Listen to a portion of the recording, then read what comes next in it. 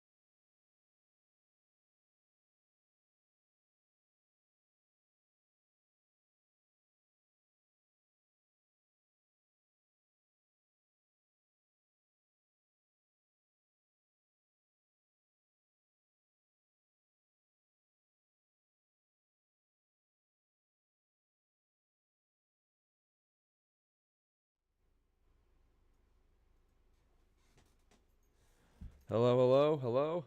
Sorry it took me a minute. We are still going live. We'll be going live here in just a second.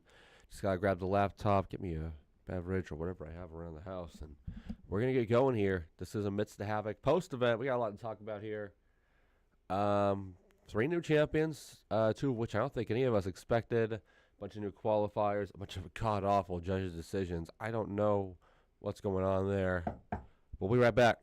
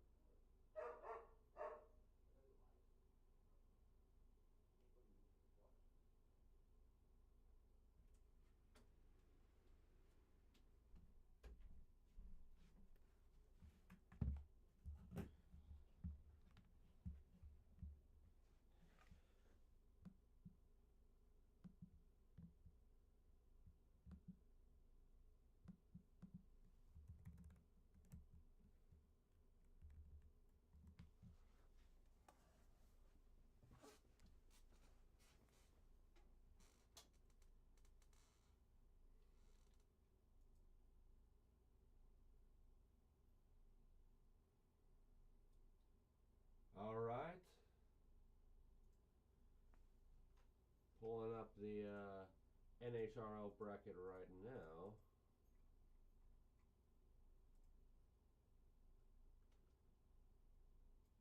And then we'll be going.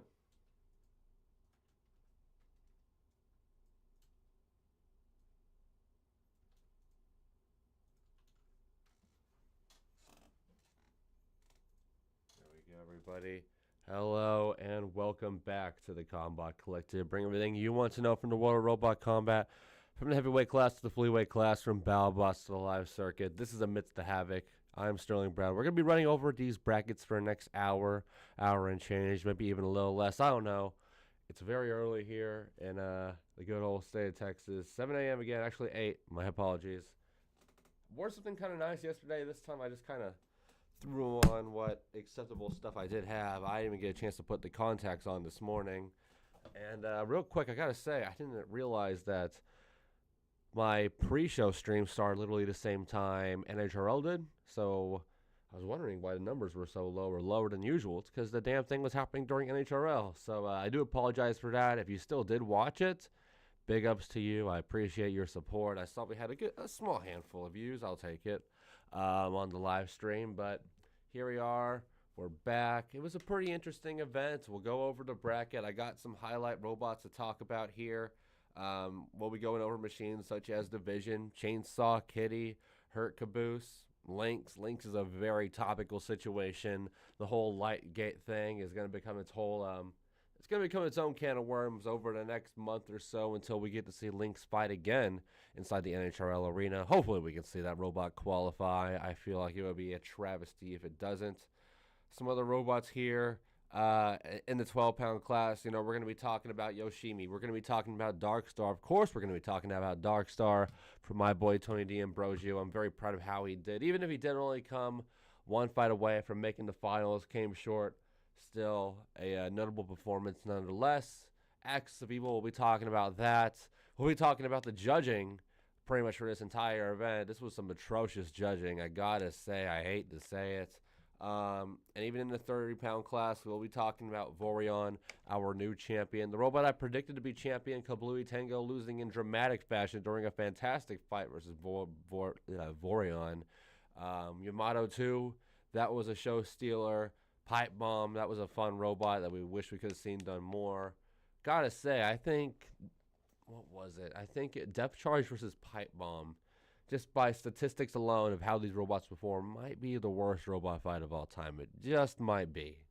They literally did not leave their corner. It was big shades of the Robot Wars Series 3 Walker battles. It was brutal.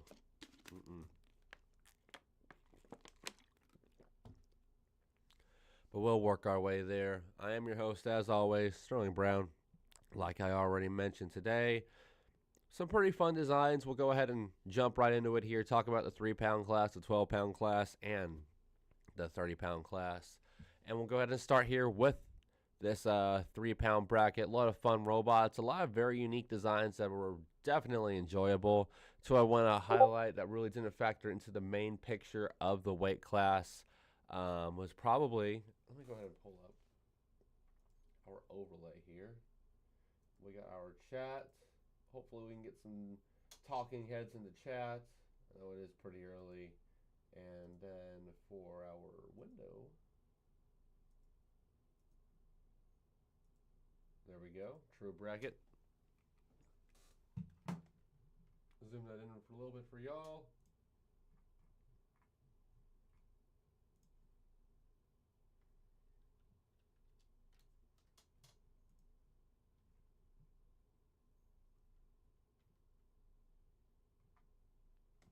And we're going to be going over talking about this bracket. But like I said, I do want to highlight these two robots right here, the Bumbler and Buck Bumble. I don't know if they came from the same team or what have you, but these were two egg beater drum bots that were just so much fun. I really did enjoy watching them in the limited time we saw them compete.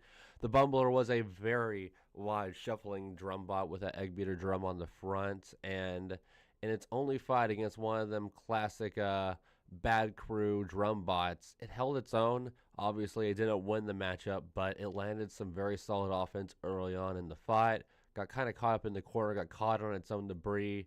And I don't know if this was intentional or not, but this debris was very fascinating. The way that this robot was armored, looking at like its side panels, you kind of had like this sort of Lego brick texture to it. Where's a conveniently placed Lego brick right here? Kind of looked like, where's my open side here?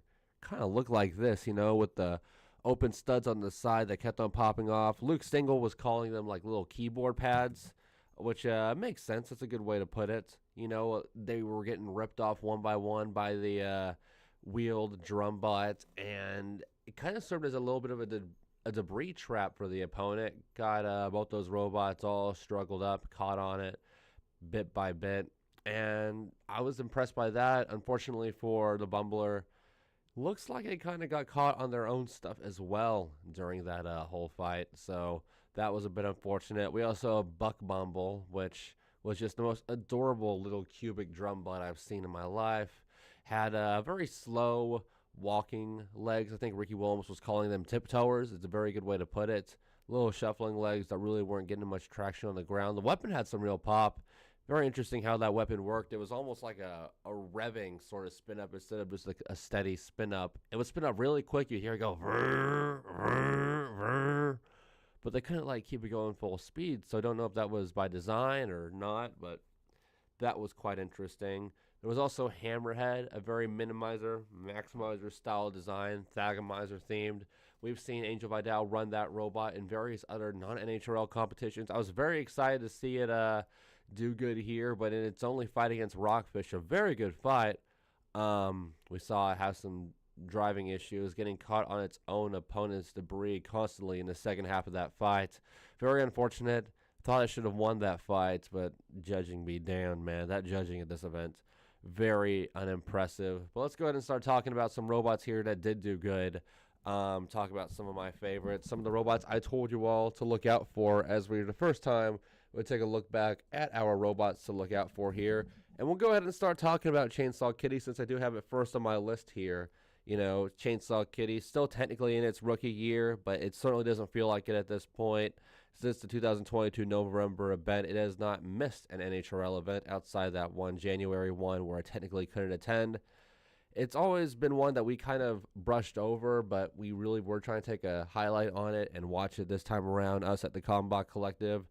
Very unique four-wheel drive design with a spinner, much similar to two-wheel drive verts, and we definitely saw that in its first battle where it was just going all over the place, taking on Supreme Ruler, which ended up winning the whole dang thing. So this is a pretty fitting first fight to talk about here. Kiza tried her best, but it once again only came one fight away from missing qualification. Lost to Spartan in the round of 8 matchup. Absolute heartbreaker. But yes, like I mentioned, not the best start for the Sleepy Anime Girl Club. It took on the Needler-esque rotary lifter named Supreme Ruler, our eventual champion, like I mentioned. This awesome robot, it had the long forks and a mini mixtape at its side. I said I thought that was mixtape testing yesterday on the stream. No. Turns out Jeff Waters brought a little mini version of his own. I guess it weighed 1 pound. I'm not exactly too sure. And this was enough to take these two robots. They'd be enough to take out the struggling kitty here. Looked like some serious gyroscopic issues for Kiza and the rest of the club for her. Very unfortunate, but unfortunately, Chainsaw Kitty did get some bounce back wins and tore apart Pickle Rick in that follow-up matchup. We'll go ahead and take a look at the bracket right now, see exactly what happened with Chainsaw Kitty's run. Beat Caldera, big time win there. You know, we really didn't get to see much of Caldera during this event. We saw it compete once on stream. That was a bit of a unique thing. Usually this stream has a ton of Caldera on it. Not so much. Yes Chef, one of the favorites of mine from Alex Peza, did good in its event return back, but they did come one fight away from entering that qualifying matchup. Not so lucky. And then against Spartan, this was a fantastic battle. Maybe not back and forth per se, but definitely some big hits landed. Once that weapon was down on Chainsaw Kitty, there wasn't really much Kiza could have done. Johnny and the rest of the Spartan crew ended up advancing here, going on into the semifinals where we'll talk about Spartan later. Supreme Ruler matchup. It's a real shame that we have such an important battle as semifinals. One of the robots that maybe could have beaten Supreme Ruler at this event in Spartan, and they had to forfeit. That robot was just taken. That robot had just taken too much damage at that point, entering that portion of the bracket. Even with Johnny Sumpas, the rest of the Spartan crew, all rocking the After Image jerseys, by the way. I absolutely love it. They are really making a push to get that BattleBot into BattleBots before they even do like any Proving Ground stuff, any of that, what have you. You know, they had a lot of very fun Roboteers on their team, such as Lars Elliott, you know, usually of Jetlag fame. I said that he was not going to be here at this competition. I lied, apparently. He was here with a brand new robot. Let's see if we can dig him up in the bracket here. It went by the name of Impact with a K. Took on Lynx, I believe. Yep, here we go. Impact, of course. I got some notes on it. We'll go ahead and bring it down right over here. Yes, like I said, brand new robot creation from Lars Elliott. Lars Elliott has been talking about doing something like this for quite some time. Of course, Jetlag, his famous robot, already qualified for the finals, is a Weta kit robot. So, you know, there was only so much they could do. Well, I mean, they could have brought it again, but there's only so much more they could have done with a robot already qualified. So we've heard about this before, and now we've seen it in action. This was Lars's first ever original build from the ground up. And apparently, according to, I believe it was Luke that said this, he built this design off of Robot Arena 2, which is just awesome. I've been a Robot Arena 2 guy since 2004 when the game came out. So it's always amazing to hear what exactly that program can still bring builders. It was awesome. So Impact with the K looked exciting, had a great qualifying matchup where they took on, what do we have here? Well, of course, I didn't write the name of the robot, but it was in its qualifying fight a tap-out victory for Impact, who then went on to take on Updog. Shouts to Henry and its round one matchup. It's round one matchup. Another tap-out there, and then a nasty draw, taking on Lynx in that second round. Of course, it was a knockout. This was a brutal matchup, in fact. Really brutal. Very unfortunate. We'll talk about that whole Link situation later on because that's a whole story in itself. Speaking of Calvin Eva, though, Mixtape lived up to the hype. Had fans chanting its name during this entire competition. I am very bummed out about the commentators not saying that Cemetery Gate was taken to the crematory. I felt like that was such a missed opportunity. But yes, most definitely in the very first fight for Mixtape, Cemetery Gate taken to the crematory. I believe Mixtape had to, was it a boss bot or did it have to fight its way in? I'm not too sure, but in that boss battle matchup against Crematory, what a fantastic fight that was, huh? Goodness me. Mixtape ended up making the bracket here. Let's see if we can locate it here on the field. A lot of these robots we really didn't get to see much of in action. We never got to see Wormhole on stream. We never got to see Half-Life on stream. Never got to see, you know, did we get to see Beezus on stream? I don't think we did. Looking over here at the bracket, though, let's cut back to our main screen here. Mixtape took on Rick Roller. Big-time victory there. Two just, you know, hot under-the-collar victories, doing exactly what they were intended to do. But then against Yes Chef, my boy Alex Pezza at least got one signature victory, got a little bit of revenge for Angel Vidal's brutal loss the other day. What's up, Butt Jammer? Good to see that you're in-house today.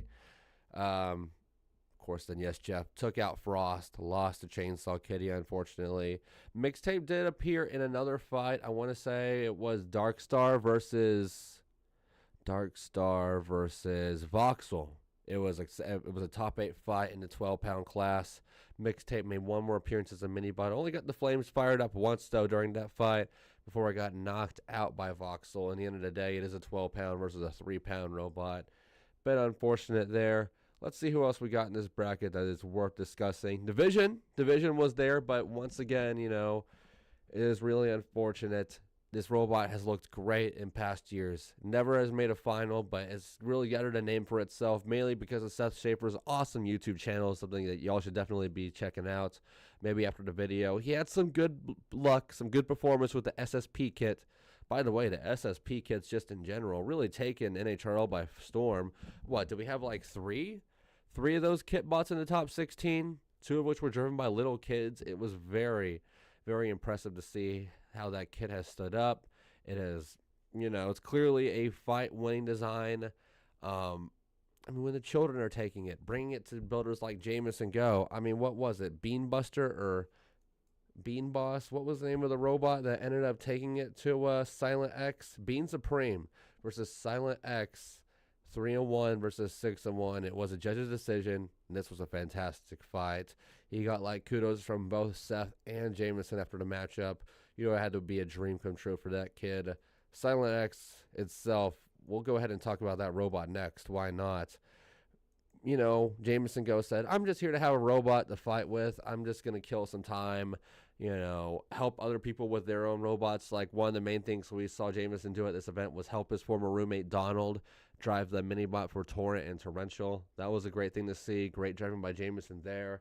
But Silent X, oh man, what a performance by Silent X. Just looked great the entire event, even with the wheels set up. Its first fight in the qualifying rounds was against Purple People Eater. And being the homie that Jameson Go is, he opted to run the vertical spinner attachment because apparently the Purple People Eater team did not have their anti-horizontal spinner attachment ready. So that's just the play they ended up doing. Of course, it didn't stop Silent X from winning. It will go on a split judge decision. A little bit scary there. Silent X wasn't a boss bot, worth noting. It did have to qualify all the way through, and qualify all the way through it did. Ended up defeating Nothing But Thumbs, a basic drum bot in the first round. Took on the Purple People Eater again in the second round. That's a very interesting situation. Took out Prom 3, who's really looks like they're trying to get their stride back here. We've seen Zach Knight show up at Prom 3, what is it, 3 or 4 times now. Usually it goes out pretty early in the rounds. 4:20 p.m., nice. But held its own this time. Had a good little fight with Silent X. Didn't make it to the judges. Wasn't a split decision if I'm correct. And then, of course, the Bean Supreme matchup we saw. It tore apart Backlash Wave. I mean, it's a shame Backlash Wave made it so close to qualifying for the finals. Took on Silent X. Silent X turned that robot into an art piece. The way all the little bits of Backlash Wave, a very unique design, just got flown in all directions, but nothing really came off. It was very intriguing. But then Silent X lost to Ratfish, and Ratfish is probably one of my favorite stories of this competition. I somehow didn't know Ratfish was in the field. That one slipped right by me, but Mike's tripping me out, sorry. No, at least hasn't unplugged yet, right? Yeah, no, Ratfish, very fun story. We've seen Ratfish compete before. I think a lot of heavyweight fans are going to know Ratfish best for Big Ratfish, which we've seen compete in the past in North Carolina competition. Not North Carolina. The robots from North Carolina competing in the past in Florida competitions such as Orlando Maker Faire, Robot Ruckus. They've taken on BattleBots teams such as Mammoth and Gruff with the big version of Ratfish. Tried qualifying in BattleBots in the past. No luck there. Team has competed in Old Comedy Central BattleBots with a couple of classical designs. You can look up on the BattleBots wiki from Mike Harrison. Just type in his name. You'll see Ratfish there as well. Ratfish, though, maybe developing a little bit of a repertoire for himself here for Trey and Greg to look at, because this was the event of the control bots, wasn't it? From Seamless Self-Promotions, numerous kit bots, to Ratfish, to, of course, our champion Supreme Ruler. We'll talk more about that robot later. Luke Stengel's favorite robot. But yeah, defeated the original SSP kit. Chef Seth Schaefer was driving that. Half-Life got knocked out by the SSP kit as well, so it's just been Control Bot City there. Boombox, a gimmick robot, had a very, very solid performance. Made it to the top 16. Maybe their best performance yet? Not too sure. Boombox, of course, if you don't know the robot, it is a four-wheel drive egg beater drum. Nothing to really write home about, but it has a Bluetooth speaker with a play button and skip button. The whole thing on it, it literally doubles as a boombox. They were playing loyalty-free music the entire competition. It was hilarious. And they did pretty good for themselves. Good driving, even though Boombox's weapon really wasn't working a lot of the events, I gotta say. High Noon Hoopla. I don't think we got to see that robot fight on stream. Ratfish defeated it, though. Ratfish also defeated Bison, another exciting control bot from Drew Davis. You know, we heard that Team Shredded said that they were going to have a bit of a comeback party for a lot of their old regular robots. We saw Angel Vidal bring up Hurt Caboose. We saw, Alex Peza bring Yes Chef. We saw Bison, come along with Andrew Davis. And speaking of Bison and Hurt Caboose, that was a qualifying fight. Both of them ended up qualifying after all, but Bison and Hurt Caboose did fight very early on in the competition, and Bison won that one. In fact, by the looks of it here, Ratfish actually went back-to-back on the Drew Davis robots. I believe Jack Ketch belongs to one of Drew's kids or students. Bison, meanwhile, took out Chimera to get to that point, that round of 64 matchup.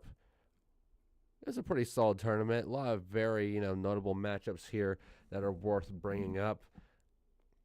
Other robots to bring up here. Positively Hysterical. Unfortunately, we did only get to see it on stream once during the qualifiers.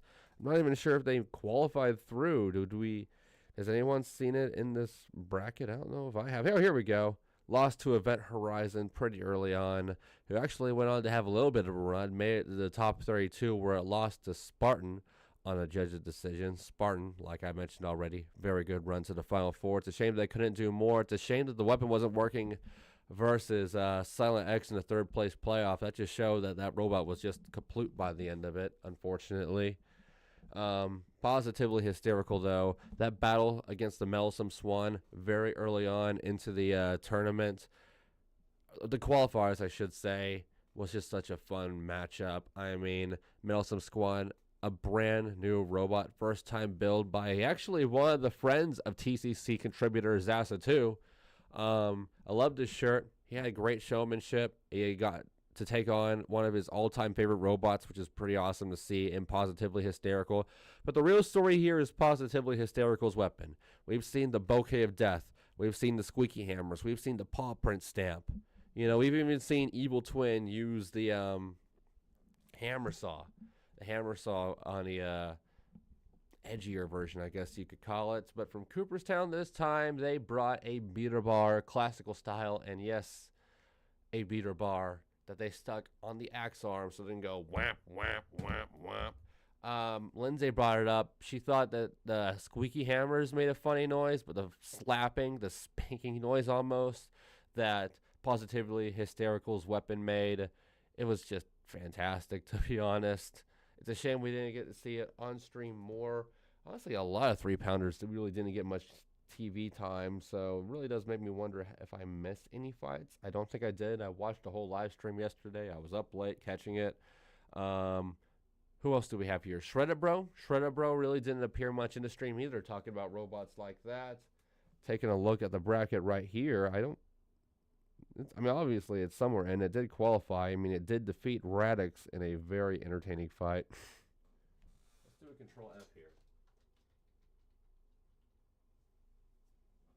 Oh, we got a buy, I guess? I don't know. That's a little weird.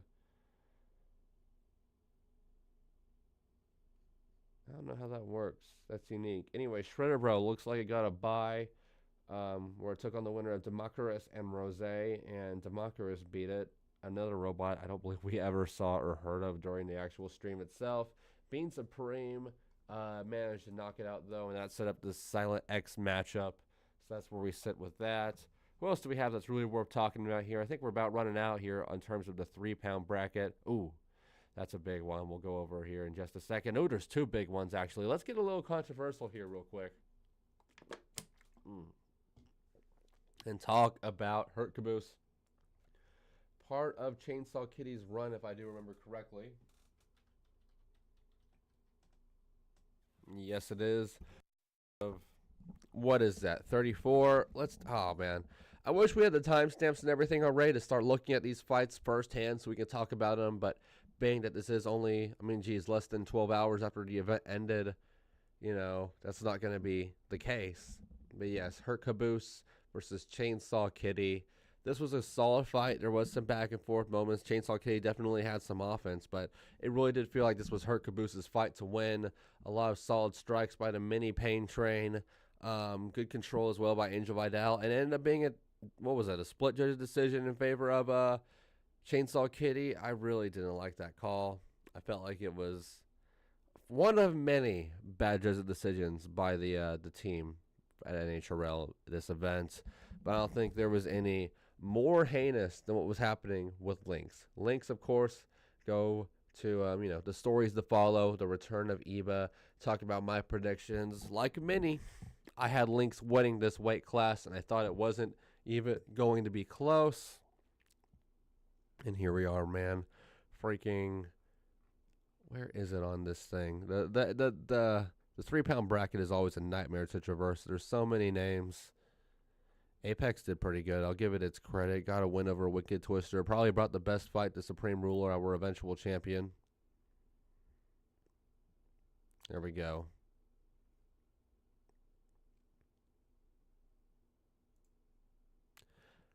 Lynx versus Catastrophe 2. Obviously, that's not what happened first. First, we had Lynx take out Impact. It took out another robot with ease in the qualifying rounds. Did some, big-time damage to some robots. Exactly what we wanted. Well, you want big-time damage? Lynx versus Catastrophe had big-time damage. One of the biggest as we've seen ever in NHRL opened up this fight. A massive guttural shot to Catastrophe.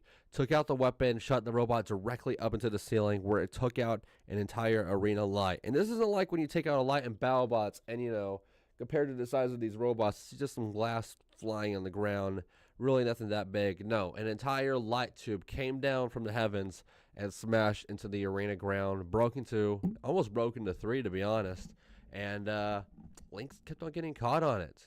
Lynx got caught on it, 2, 3 times? And that 3rd time, we had a whole debate, whole controversial count-out situation.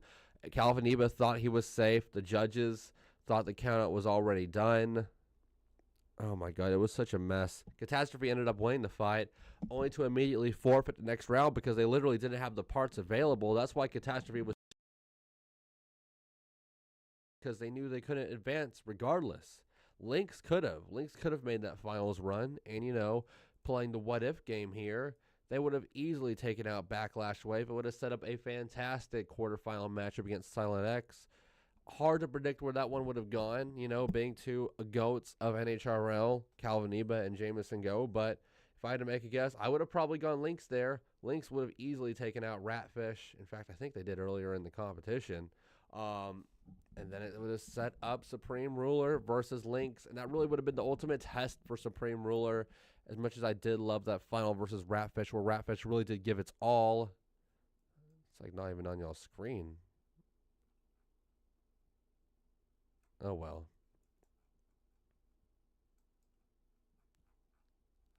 Oh, well, that's weird.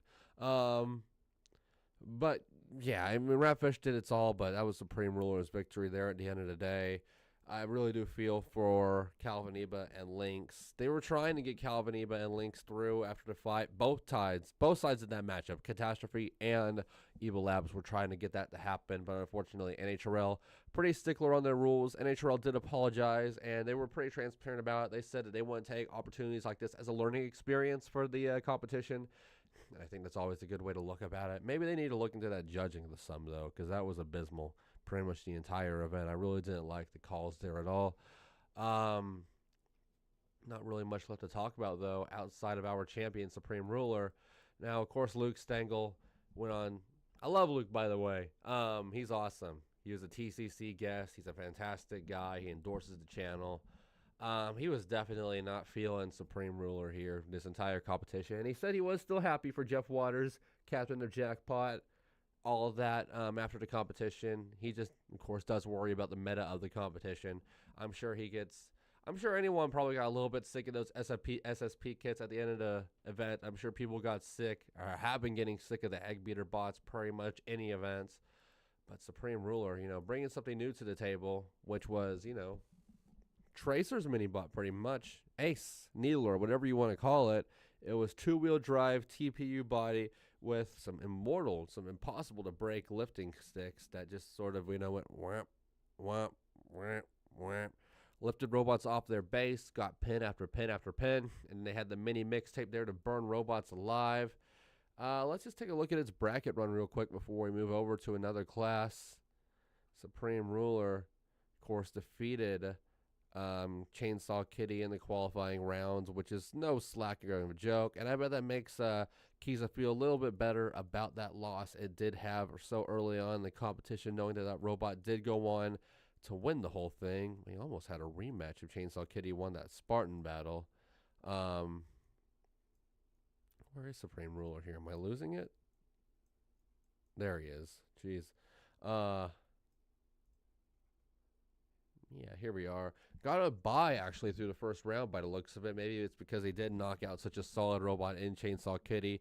Took on Cookie Crumbler, won that one. Took on ER Stingray 2, won that one, which is a little bit interesting. I wish we saw that battle because I was theorizing that maybe the horizontal spinner is what Supreme Ruler needed in terms of like a counter for it. But ER Stingray 2 is an NHRL regular. I believe they're ranked in the top 20. They are very consistent. Not a good look there. They had a mini bot as well. Killy, we saw that matchup. Killy provided a little bit of a fight, but not enough. Apex provided quite a bit of a fight. Made it a split judge decision, but still not enough. And then that set up the fight that never was, Spartan versus Supreme Ruler. Spartan was going to run a very timeline-esque mini bot for that fight. We just never got to see it, unfortunately. And then Ratfish, the finals. It was a good one. One definitely worth checking out, but a little bit unfortunate how that played out. Half-Life, shit. Look at this graphic one more time. Half-Life never even appeared on the stream, I don't think, and it was a boss bot. That was unfortunate. But our 4 qualified robots going to the November finals, joining our, other qualified robots in this group, such as Puka, Chubby Unicorn, Droopy, and Silent Spring, all event winners who also got machines like Voxel, Jetlag, Synthesis, Blackbird, Clyde in there as well. Looking at the graphic here, that's the ad read, not the graphic. Look at the graphic here. Supreme Ruler, Ratfish, of course, both qualified. Spartan qualified, and a little bit more international flair there for the finals, being a robot from the Bahamas. And then Silent X qualified, giving Jameson Go his 4th robot into the NHRL November finals. The first one, though, to not win its class to get there. That's a little bit notable. So shout-outs to Supreme Ruler, Ratfish, Spartan, and Silent X, our 4 robots. Silent X taking 3rd, Ratfish taking 2nd, Supreme Ruler taking 1st. We'll see them all in November. I'm very excited about that. We didn't get to see Wumbo. I don't know what happened there. That's a little bit weird. Maybe it did compete. Maybe it didn't. Let's go ahead and... Whoa. That's not what I did at all there, boys. Was Wumbo even in the bracket? Yeah, it was. Looks like it even went a little bit far in the tournament. I wonder why none of its fights were televised. Beat Marvin, beat TTPR, beat Wicked Twister. That's a pretty money fight right there. Lost to Apex. And then Apex lost to Supreme Ruler, so I guess he got his revenge immediately there, Jeff Waters. But we're going to take a break, take a quick breather here. I'm going to walk around for a second, and then we are going to talk about the 12-pound class and the 30-pound class, and then we'll go ahead and get out of here. This is Amidst the Havoc. We're doing our NHRL post show. Thank you all for spending your morning with me, and we'll be right back.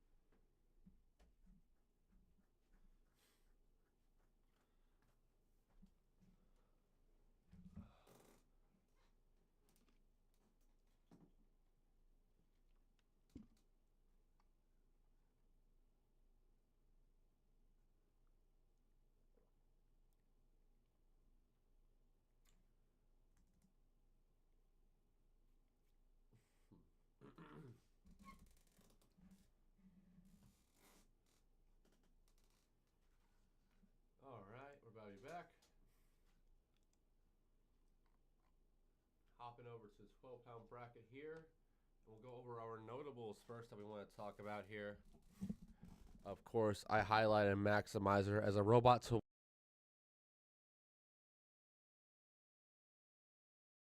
was going to win the whole thing again, but I'm glad I was mistaken. It is one of my all-time favorite 12-pounders. We'll talk more about it later. Dark Star, big shout out to Dark Star here. We finally got to see pictures of it. You know, we showed them off yesterday, first time on the Combot Collective. The robot looks great. You know, they worked, Tony D'Ambrosio worked with Team Honeycrack to make that robot as good as he possibly could in terms of, you know, robustness, internal ability. He shouted out Zoe. We shouted out Zoe here as well for the design. And to start it off, he took out a couple of Honeycrack robots in his bracket run, made it all the way to the round of 8 where, was it the round of 8? Let's see. We got the bracket right here. Round of 8. Where we got? I'm sorry, the round of 16 by the looks of things. There were just so many robots qualified. Yeah, we said Dark Star defeat ROB, and then it lost to Voxel via knockout. That's a matchup that had mixtape in it. And that's set up for the top 8. But the reason why it was qualified was just because we have so many robots already in this competition that had qualified. You know, Voxel, Torrential, Maximizer, Prom Hada, so many machines that, you know, we're just trying to get the golden dumpster, get a little bit of cash in their pocket. So because of that, Darkstar almost qualified, but so close so far. There's one more event left, but you got to imagine there's going to be a ton of builders at that September event. I believe the Indian contingent is going to be showing up. I'm very excited for that. We'll see how that goes. So shouts to Dark Star, and you know what? Seems like a perfect time to hop into it. We got to do it at least once. The Combot Collective is sponsored by RobotsRuinMyLife.com, and they proudly will be until the end of the year, or, you know, whenever Champions happens.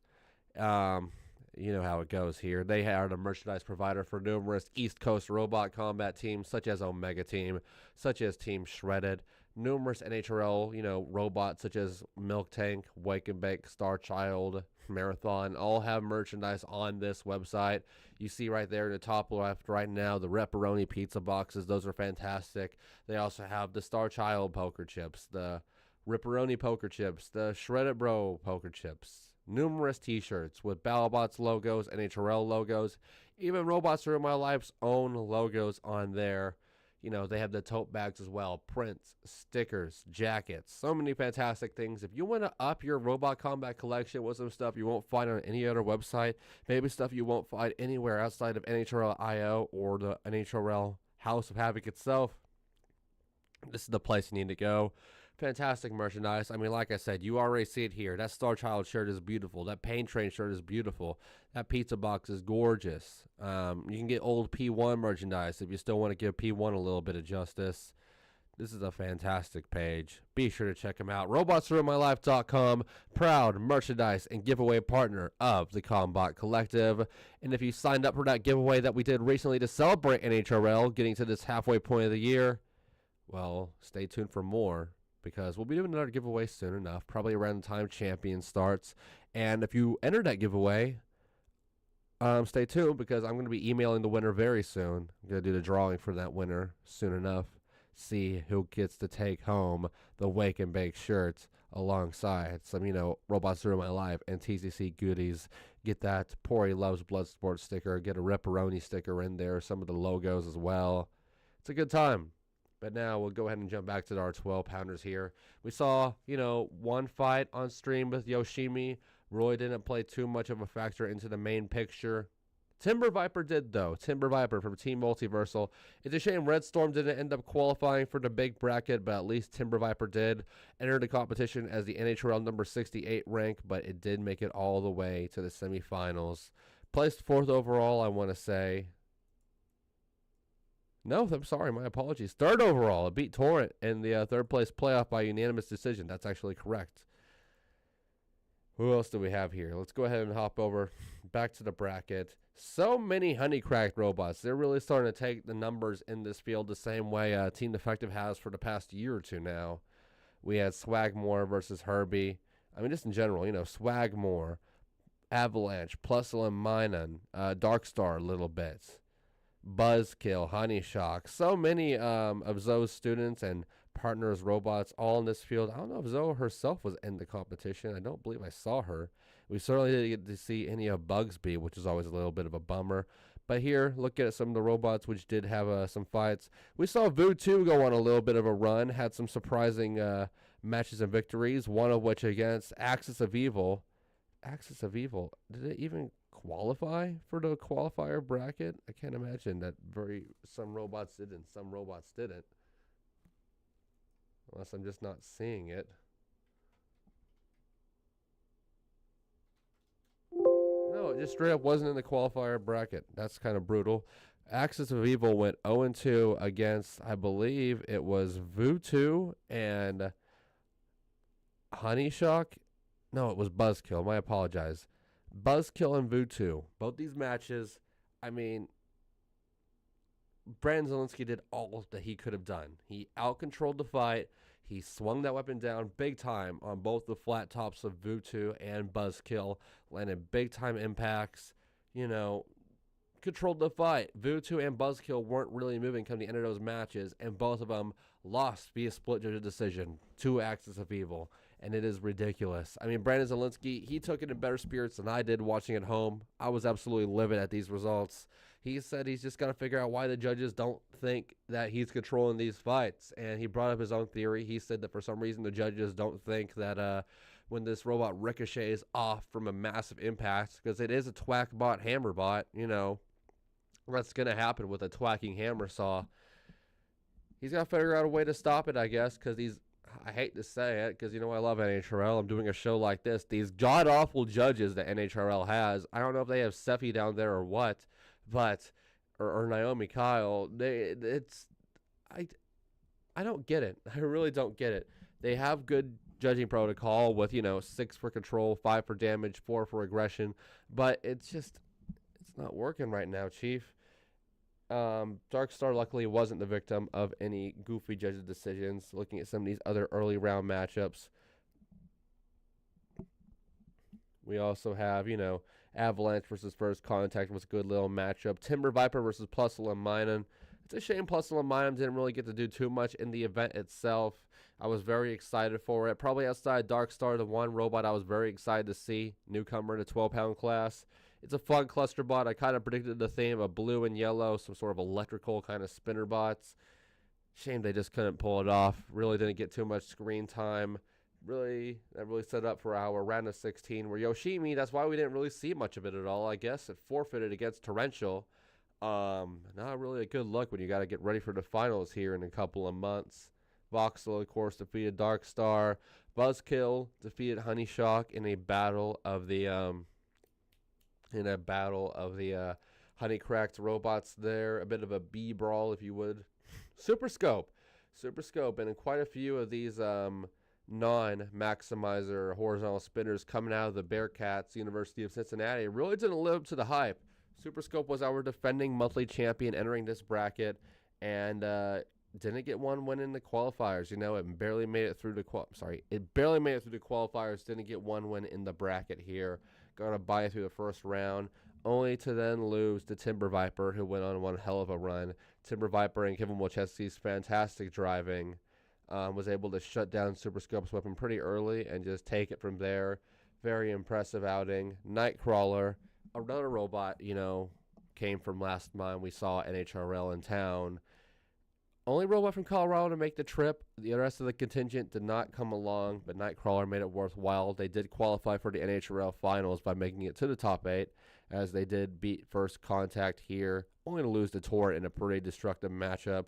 Torrent defeated Vutu to get to that matchup. Cthulhu, like I mentioned, really not looking too hot in this in this tournament.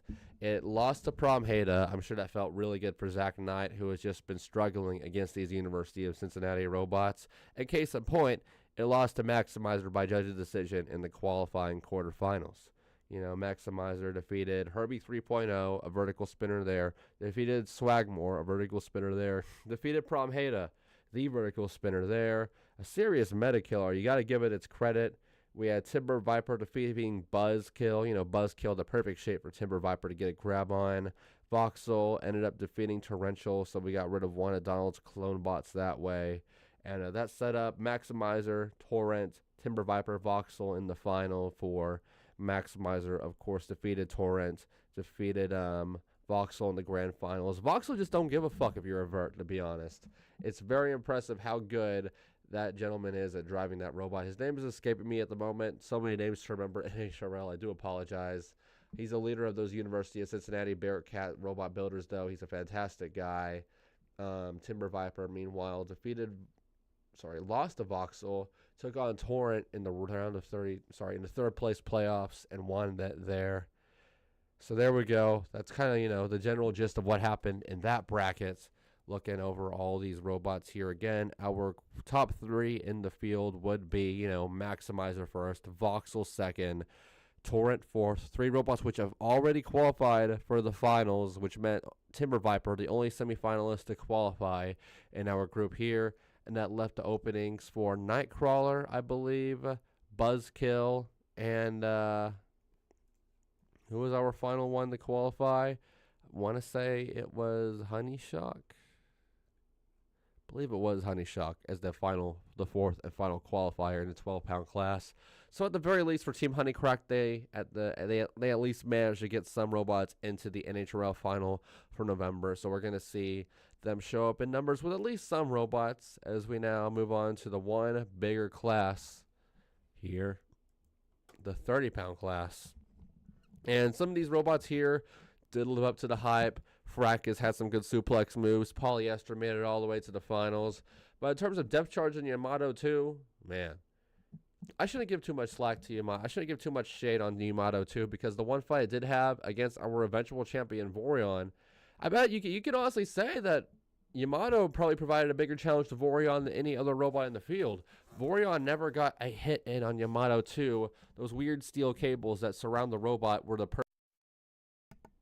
such a meta four-wheel drive vertical spinner. They had this overhead arena view for all of Yamato's fights, or it's one fight it was on TV, and it really just looked like a Robot Wars 1997 robot going out there, just doing its thing versus a modern machine. It is a shuffling robot, so it was just scooting around the arena, and it had a turret flamethrower, which worked perfectly in this fight, just spinning it around, this massive fireball of power just engulfing the whole arena. Number 74 rank, unfortunately, I don't think it's going to go up much from this event, but man, what a fantastic performance by Yamato in his one televised matchup. And big shout-outs to Darth Bot, the team's other 30-pound robot, another shuffling machine that is a shuffling full-body spinner. It didn't perform too well, but it did make the bracket. Let me go ahead and pull up the bracket right now.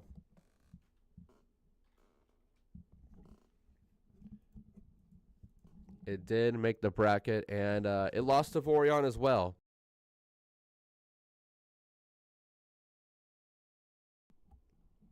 It did make the bracket, but it lost to Vorion as well. So Vorion was just ruining Team 57's dreams just left and right, unfortunately. And then we got Depth Charge over in our very top of our robots to watch list here for the featherweight class. Depth Charge really disappointing here. You know, we know it wasn't Dustin S1's fault. Apparently there were some materials and parts that were supposed to be on this new version of Depth Charge that didn't come in time or didn't come in the way he expected, which left Depth Charge not moving that well. Apparently one of those things were the nubs, which help it move. So, you know, that's a big thing to have not working, I would say. Depth Charge, though. Number 45 rank. It's probably going to go down a little bit after, what was it, 0-2, 0-3 appearance. Oh, it did win one. It did win that very, very underwhelming matchup against Pipe Bomb, where neither robot left their corner, and Depth Charge won solely on the merit that it got most of the bot out of its corner, at least, over what was, Jesus, a very long minute and a half, 2 minutes, who knows. We'll go ahead. We're getting close to over an hour here, so we're going to try to start wrapping this stuff up, talking about this bracket here. Not a big bracket to look at, fortunately. We already mentioned, you know, Depth Charge versus Pipe Bomb, a very underwhelming early matchup. Yamato, the other robot, to not qualify for this big bracket. Shame for them, because only 2 robots failed to qualify for this tournament, and it was those 2. Would have loved to see them fight each other, Yamato and Pipe Bomb, but it is what it is. We had Kablooey Tango versus Depth Charge, which wasn't much of a fight at all. Depth Charge could barely move. Kablooey barely wanted to attack, but that was a big win on its road to a three-peat. We had Vorion versus Darth Bot. Darth Bot was such a pleasant story, like I mentioned. Vorion. Oh, thank you, Sam Hansen. You had an awesome commentary performance yesterday. I love the NHRL Academy. Sorry, early morning voice kicking in here. Y'all keep doing what y'all are doing. NHRL is such a fantastic thing. It is a pleasure to cover it once every other month. Going over a bit, give me a bit more water here. Going over the rest of the bracket here. Like I mentioned, Vorion versus Darth Bot. Really surprised Darth Bot really had anything in it after that solid qualifying matchup it did have. You know, we saw it lose. Was it against Depth Charge, that Darth Bot fight? I think. No, it was against Pipe Bomb. My apologies. Pipe Bomb versus Darth Bot was its qualifying battle. Darth Bot lost 2 side panels during that big exchange with Pipe Bomb when it was swinging downward. And like I said, really surprised the robot could have got itself prepared. But, you know, that's just how it goes with the robot combat community. Plenty of people willing to lend their hand out to get robots working again. And that machine was spinning as fast as it remotely could for that matchup against Vorion. Vorion, though, like I mentioned, just shutting down these Team 57 machines left and right. We had Polyester versus Red Storm. I was very excited about the premise of this matchup on our pre-show yesterday, just because, you know, 2 16, 2 12-pound robots, whatever they weigh, taking on Red Storm, a robot which is, you know, 30-pound Claw Viper, 30-pound Siege Breaker. You would think that Polyester would be able to, you know, be a victim to Red Storm here. A lot of throwing around, a lot of suplexes, but it just wasn't the case. It was a big narrative brought up during both this event and our last event. NHRL had that West Coast Robot Combat, they usually use the metal floor, and we saw that a little bit when we did Robot Combat tonight, and we were highlighting the RCE Seattle finals. They were using a metal arena floor in that competition. They don't have those in the East Coast. Ricky Williams was going on a whole tangent about this. They use the wooden floors. I mean, obviously it makes for some really good television, watching them arena floors just get torn apart by some of these crazy weapons like Depth Charge, like Pipe Bomb, like Darthbot, like Vorion. But that's the disadvantage here for these magnetized wheel robots like Red Storm, like Timber Viper. Kevin Wolczewski had to do something different here. They had to run the cleated wheels. That was something brand new for them that they haven't had to do it before. And it affected them a little bit here. Red Storm did not have as good of a performance as it did last time we saw it in June at NHRL, where they almost made the finals. Unfortunate, but Polyester would advance here. Fracas versus Synthesis 30. Synthesis really took it to Fracas in that one. It was a tap-out victory. Fracas, like I mentioned in our 30-pounders to watch, really did think this was going to be its event to qualify with such a small field of robots. But Fracas, oh man, it came so close in that first appearance it had in March, and since then, we just haven't seen the same performance. It's been a lot more like how it did in the Sportsman competition at Motorama back in February. Hopefully we can see them figure it out. This now set up our semifinals here. For the last few fights we're going to be talking about in this video. Kablooey Tango, Vorion. This was a fantastic fight. If you're going to go back and watch 5 fights from NHRL August, this should definitely be one of them. Very suspenseful, very exciting matchup. Both drivers, Brandon Bennett Young and Lucy Dew, did not want to make one mistake. And Lucy Dew made that mistake very late into the fight. It really did feel like this could have been Kablooey Tango's victory on their road to a three-peat, like I mentioned, on our social media, on Reddit, like we were posting on yesterday. One of the big stories to follow was if Kablooey Tango could get that three-peat. And they just didn't. They got to the semifinals so close but so far away, losing to Vorion in a fantastic battle. The coup de grace shot in the final 15 seconds of the undercutter just getting ripped clean out of the robot. Very much shades of Malice versus Valkyrie there. That put it away. Victory for Vorion. Set up Polyester versus Synthesis 30. Another tap-out victory here for Polyester. They just mowed right through their half of the bracket. Never really showed any sweat in their 3 matchups leading on to the finals. We had Kablooey Tango versus Synthesis 30 not happen due to a forfeit on the robot. Just shows you what Synthesis took from Polyester. Kablooey Tango taking third by de facto there. So at least they can say they placed top 3. And, 3 straight events. Might be 4 straight events if you want to go all the way back to the March competition. I mean, they made it far in January competition. They've almost placed top 3. Maybe they have in every competition this year. It's been very impressive. Team Valkyrie, Team WPI, Lucy Dew behind the wheel. They've done some great stuff. Final fight to talk about here, though, Vorion versus Polyester. I worried a little bit about Vorion after just the tear Polyester had been on that point, reaching the finals. Vorion, though, pulled it off on the judge's decision. I believe it was unanimous. I might be incorrect on that. Vorion, they wanted to focus on taking out the undercutter first, and that is exactly what they did. Fantastic work there. Knocked it out immediately. And it is a little bit of an underwhelming second half of the fight. It was a judge's decision, and it was like I always go to the analogy of a Robot Arena 2 fight. 2 AIs that just don't know how to do more than bump into each other. Both of them just kept on locking up. They were just sort of pushing each other around.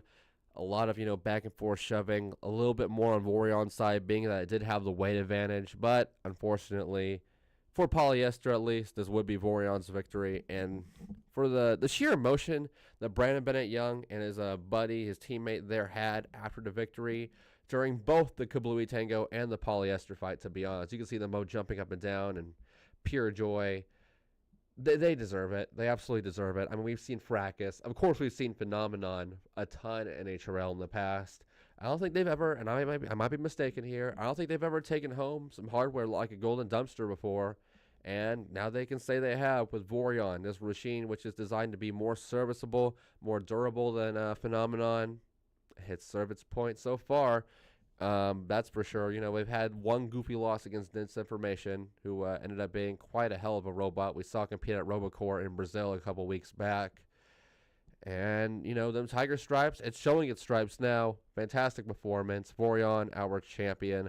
Polyester, though, you know, that seems to be WPI's strategy going through this NHRL season with the 30-pound class. Focus on one robot. That's going to be our big project until we get the next one qualified, and the next one qualified, and the next one qualified. We saw them first do it with STF. They got that bot qualified pretty quickly. We saw them go into Waddles.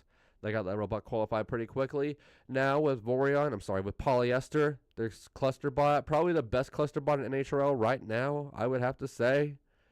Qualified it. There you go. We also got to see... We also got to see, I believe, I might be incorrect here. We also got to see Synthesis 30 qualify. Let me go ahead and jump over to the Discord because I cannot remember off the top of my head which 4 30-pounders did end up making it in to November. Nope, that is the 12-pound class. Here we go. So Fracas did end up qualifying. My apologies. There was a huge day for Brandon Bennett Young. Got Vorion and Fracas both qualified. Bone Dead Robotics were eaten yesterday. Polyester, of course, like we mentioned, WPI now has 3 featherweights into that group of robots. Maybe even more, but those are the 3 I can think of off the top of my head. Polyester, STF, and Waddles. And then we have Synthesis 30. Synthesis already qualified pretty early on into the year, so now he's got both of his robots in to join Emulsifier, the robot which inspired him to take this route with designing these robots.